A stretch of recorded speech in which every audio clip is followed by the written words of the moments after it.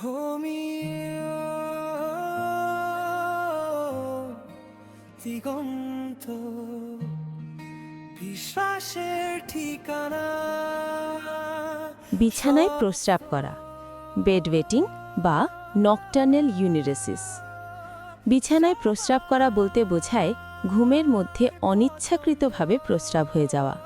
সাধারণত যে বয়সে শিশুর রাতে প্রস্রাব নিয়ন্ত্রণ করার কথা তারপরেও যদি এমন হয় তখন একে বেড ওয়েটিং বলা হয়।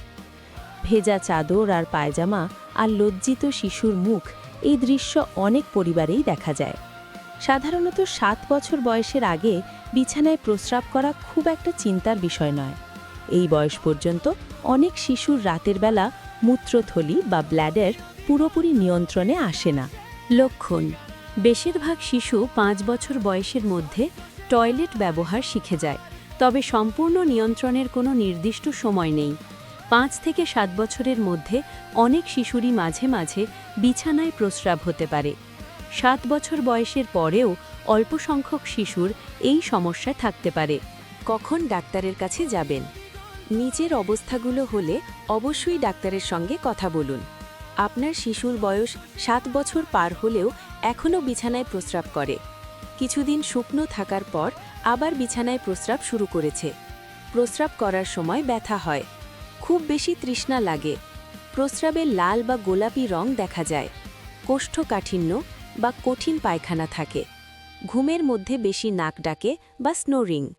প্রগনোসিস: বিছানায় প্রস্রাব কতদিন থাকে?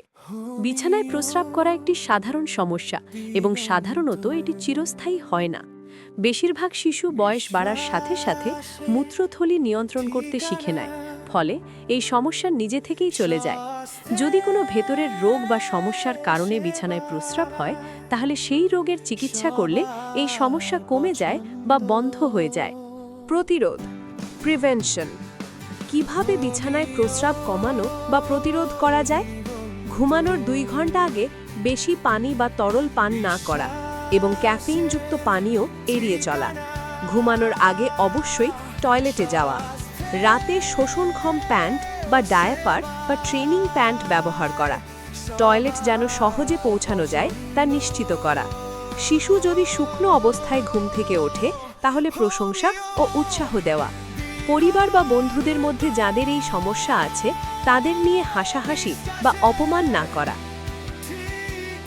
বিছানায় প্রস্রাব বা নকটার্নাল অ্যানিউরেসিসে হোমিওপ্যাথি চিকিৎসায় পুরাপুরি ভালো হয়। আপনাদের সোনামণিদের এই সমস্যার সমাধান পেতে হোমিওপ্যাথিক চিকিৎসকের সাহায্য নিতে দেরি করবেন না। হোমিওপ্যাথিতে রোগীকে দেখে ও লক্ষণ অনুযায়ী ওষুধ দেওয়া হয়, শুধু রোগ দেখে নয়। তাই এটি নিরাপদ ও পার্শ্ব প্রতিক্রিয়া মুক্ত চিকিৎসা পদ্ধতি। হোমিওপ্যাথি প্রাকৃতিক ও নিরাপদ চিকিৎসা। কোনো ক্ষতিকর পার্শ্ব প্রতিক্রিয়া নেই।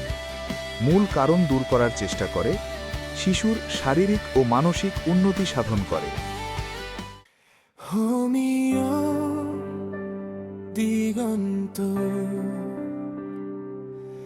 বিশ্বাসের ঠিকানা।